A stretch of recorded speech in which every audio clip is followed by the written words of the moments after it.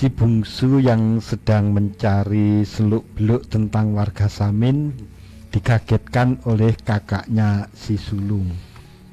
Heh, ngapain nguplek aja di seputar kuping suat kabar adikku. Aduh, Mas Sulung ini bikin kaget saja.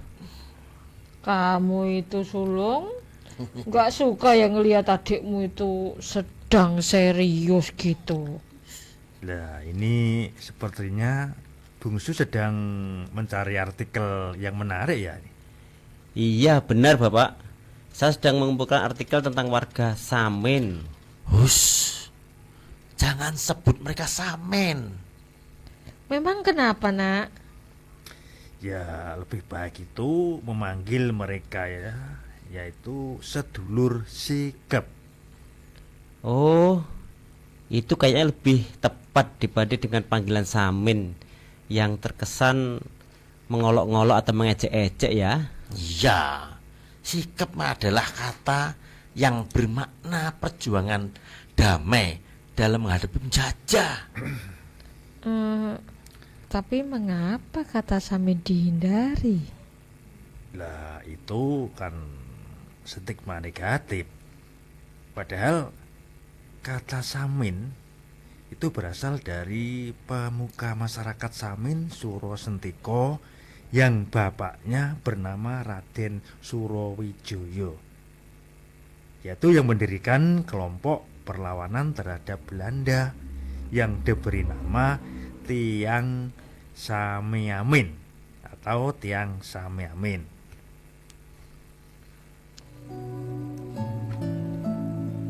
Maka sepakatlah mereka memainkan drama mini Gubahan si Bungsu dari hasil kumpulan clippingnya dengan judul Perjuangan Damai Sedulur Sikep. Para pengikut Sedulur Sikep yaitu Pak Sentiko, Bu Nimas, dan Pak Kalis sedang berbincang tentang siasat menghadapi Belanda. Belakang para penjajah semakin menjadi-jadi dalam memperlakukan penduduk pribumi. Ya, benar Pak Santiko. Saya merasakan tarikan pajak sangat memberatkan warga. Bukankah pemimpin kita Ki Samin Suro Sentiko atau Raden Kohar dulu memerintahkan agar warga melawan penjajah tanpa kekerasan Bunimas? Benar, benar Pak Kalis. Ki Samin Suro Sentiko itu memerintahkan warga tidak perlu membayar pajak sebagai bentuk perlawanan kepada penjajah. Dan itu hingga sekarang masih ditaati oleh para warga loh. Juga pemakaian basa ngoko oleh warga terhadap pejabat lah pemerintah dari priayi merupakan perjuangan menghapuskan strata sosial masyarakat lah. Benar, benar Pak Kalis. Penggunaan bahasa Jawa atau kromo sebagai bentuk penindasan sosial sangat bertentangan dengan ajaran Ki Samin Suro Sentiko. Masih banyak upaya perjuangan damai yang harus kita lakukan. Apa itulah Bunimas? Mungkin Bu Nimas bisa mengemukakan sekolah mandiri yang dikemukakan Ki Samin Suro Sentiko. Nggih, baik. Gini lah. Sekolah mandiri adalah sekolah yang diselenggarakan masyarakat terlepas dari sekolah formal yang didirikan pemerintah kolonial Belanda. Jadi anak-anak bebas dari provokasi penjajah.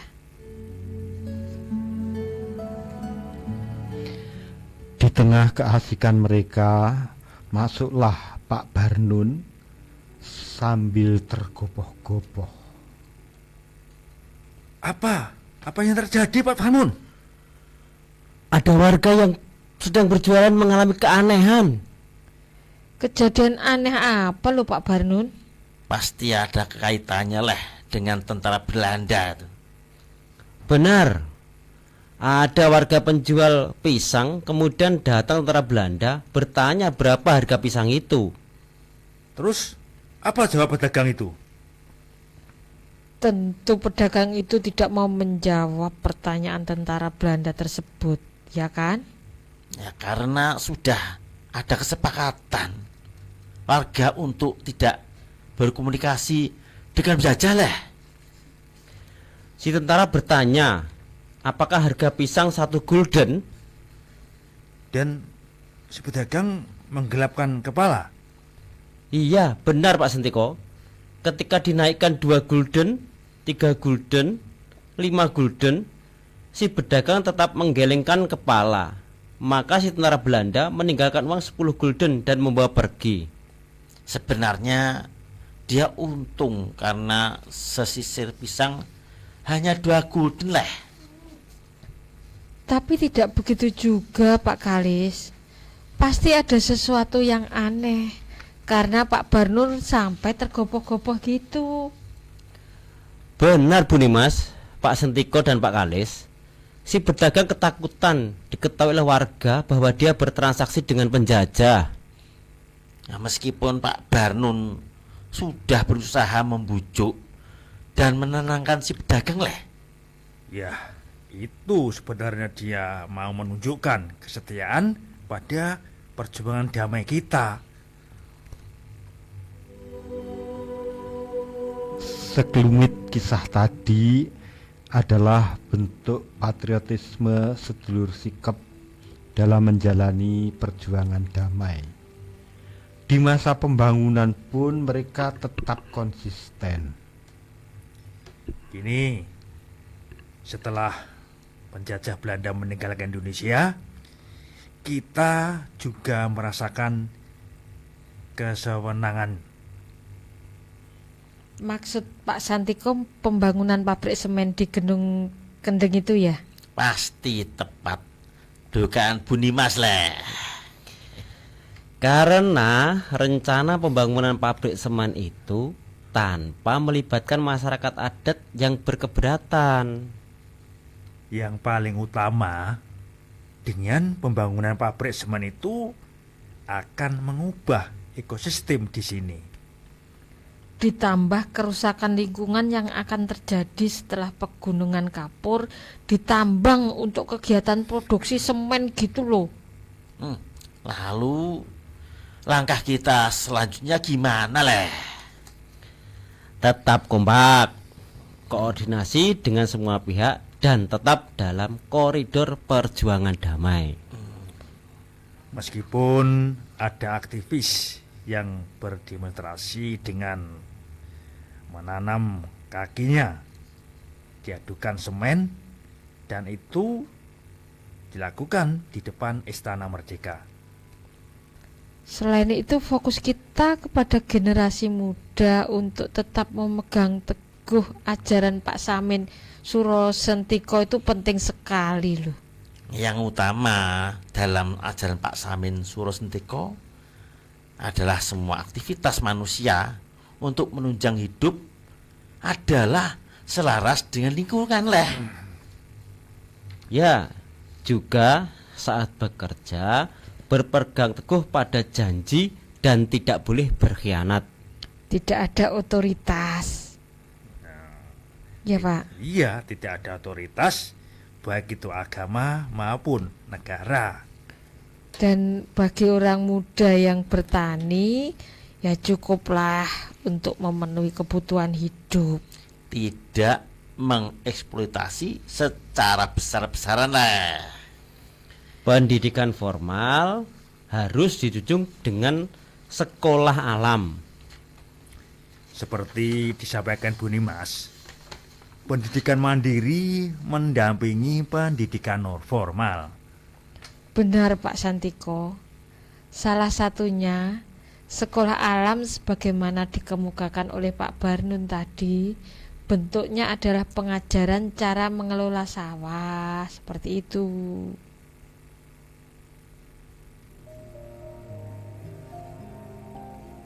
konsep pendidikan sedulur sikep yang mengajarkan tentang lingkungan hidup, cinta kasih, kekeluargaan, keadilan sosial, toleransi, kepedulian, gotong royong, dan nilai-nilai positif lainnya yang sulit didapatkan dari pendidikan formal.